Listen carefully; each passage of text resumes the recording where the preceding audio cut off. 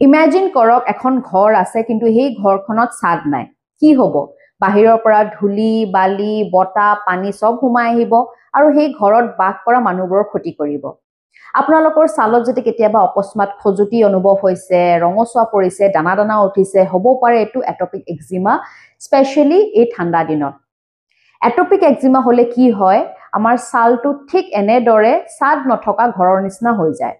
আমাৰ ছালৰ ওপৰত থাকে এটা সুৰক্ষাৰ পৰত আৰু কিছু কাৰণত এই সুৰক্ষা পৰতটো ড্যামেজ হৈ যায় এখন ছাদ নথকা ঘৰত যেনেকে বাহিৰা বস্তু হুমাই পেলাই ভিতৰত ক্ষতি কৰিব পাৰে ঠিক তেনেদৰে ছালৰ সুৰক্ষা পৰতটো বা স্কিন বেৰিয়াৰটো ড্যামেজ হলে বাহিৰৰ পৰা ইৰিটেন্স হুমাই আহিব পাৰে আৰু স্কিনৰ ভিতৰৰ পানীটো বা ময়শ্চাৰটো বাহিৰলৈ গুচি যাব পাৰে তাৰ বাবে স্কিনটো সেনসিটিভ হৈ যাব পাৰে এটপিক এক্সিমা বা স্কিনত ৰেশ দেখা দিলে এতিয়া কথাটো হ'ল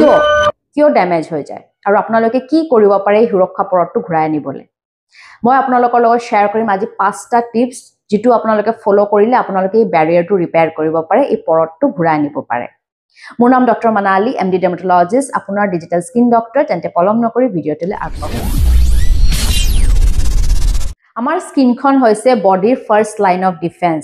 এটা শিল্ড যেটোৱে কন্টিনিউয়াছলি আমাৰ বডিটো সুৰক্ষা দিয়ে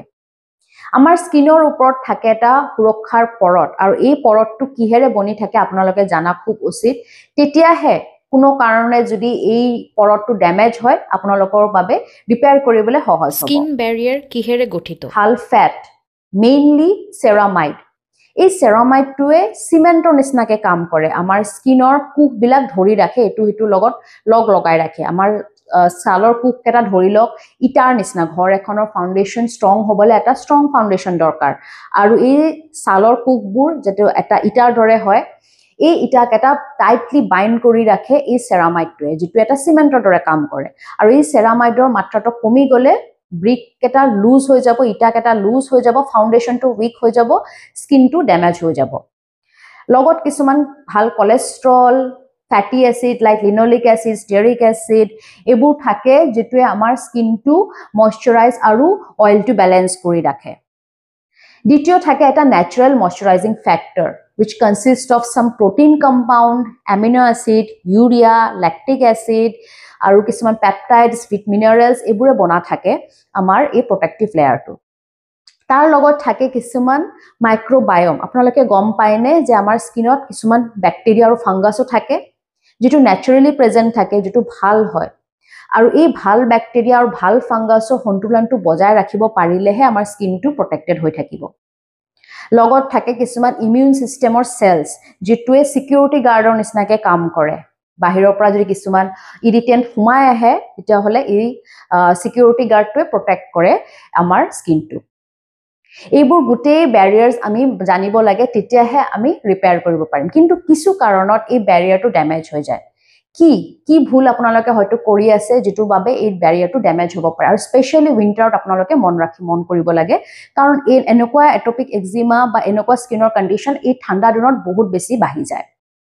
আপোনালোকে যদি হাৰ্ড সোপ ইউজ কৰিছে বহুত হাৰ্শ ডিটাৰজেন্ট ব্যৱহাৰ কৰে গাত তেতিয়াও এই ন্যাচাৰাল যেটো লিপিডস বা ন্যাচাৰাল যেটো সেৰামাইড বা ফ্যাটি এসিডস কিনি আমাৰ বডিৰ পৰা আতৰি যায় আৰু তেতিয়া এই বেৰিয়াৰটো ড্যামেজ হৈ যায় আপোনালোকে যদি বহুত বেছি স্ক্ৰাবিং কৰিছে হাৰ্শ স্ক্ৰাবিং কৰিলেও এই স্কিনৰ কুক কেটা ড্যামেজ হৈ যাব পাৰে আৰু তাৰ বাবে আপোনালোকক এনেকুৱা স্কিনত ৰঙচুৱা পৰা খজুতি হোৱা অনুভৱ কৰিব পাৰে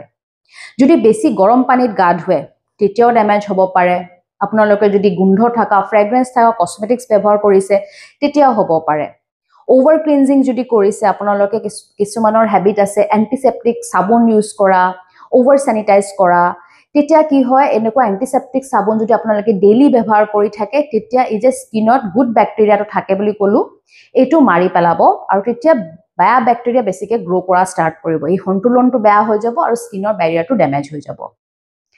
কি কৰিব পাৰে আপোনালোকে এই বেৰিয়াৰটো ঠিক কৰিবলৈ প্ৰথমতে আপোনালোকে কিছুমান হ্যাবিট চেঞ্জ কৰিব লাগিব আপোনালোকে এটা সিনডেট সাবুন ব্যৱহাৰ কৰিব সিনডেট সাবুন মানে যেটো সাবুনৰ pH আমাৰ বডি pH ৰ লগত মিলি থাকে এটা আইডিয়াল সাবুন হ'ব হলে pH নিয়াৰলি 5 to 5.5 বা ম্যাক্সিমাম 6 হ'ব পাৰে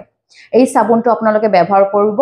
আৰু ডেইলি আপোনালোকে চাবোন গাত নঘঁহিলেও হয় স্পেচিয়েলি উইণ্টাৰত আপোনালোকে বডি ফল্ডছত কাষলতিত আপোনালোকে ডেইলি ব্যৱহাৰ কৰিব পাৰে য'ত বেছিকৈ স্ৱেট জমা হয় মইশ্চাৰ জমা হৈ থাকে আদাৰৱাইজ গোটেই বডিত আপোনালোকে ডেইলি চাবোন নঘঁহিলেও হয়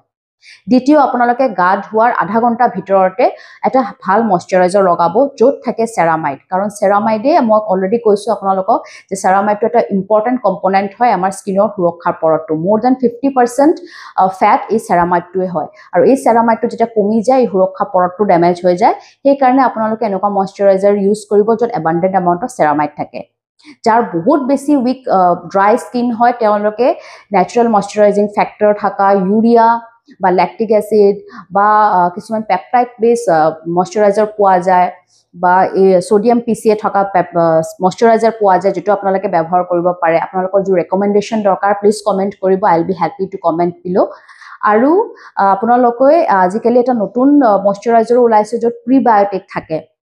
প্ৰিবায়োটিক এনেকুৱা মইশ্চাৰাইজাৰ হয় যেটোৱে হেলদি ব্যাকটেৰিয়া বা যেটো অলৰেডি মই কৈছো ভাল ব্যাকটেৰিয়া সন্তুলনটো বজাই ৰাখিব লাগে এই ভাল ব্যাকটেৰিয়াটো গ্ৰো কৰিবলৈ সহায় কৰে এই কাৰণে আপোনালোকে যদি বিচাৰে প্ৰিবায়োটিক থকা মইশ্চাৰাইজাৰ ব্যৱহাৰ কৰিব পাৰে drink plenty amount of water আৰু ঘৰত আপোনালোকে হিউমিডিফায়াৰ এটা লগাব পাৰে যেটোৱে ঘৰত মইশ্চাৰটো মেইনটেইন কৰি ৰাখিব বেছি ড্ৰাইনেছ হ'বলৈ নিদিয়ে আৰু আপোনালোকে স্পেশালি ঠাণ্ডা দিনৰ কাৰণে কৈছো আপোনালোকে ডাইৰেক্টলি উলেন ক্লথ নপিন্ধিব তাৰ তলত এটা কটন কাপোৰ পিন্ধি লব তেতিয়াহে স্কিনটো লেছ সেনসিটিভ হৈ থাকিব আশা কৰো এইবোৰ সৰু টিপস আপোনালোকক হেল্প কৰিব স্পেশালি ডিউৰিং দিস উইন্টাৰ আৰু যদি আপোনালোকৰ সিম্পটমস বেছি সিভিয়াৰ হৈছে এইবোৰ কৰিও ভাল নাই পোৱা প্লিজ ডু কনসাল্ট ইয়োৰ নিয়াৰবাই ডাৰ্মাটোলজিষ্ট আৰু আপোনালোকে কিবা যদি আপোনালোকৰ মনত কিবা কোৱেৰি থাকে তেতিয়ালে কমেন্ট কৰিব I will happy to help you all till then stay safe take care and see you soon in my next video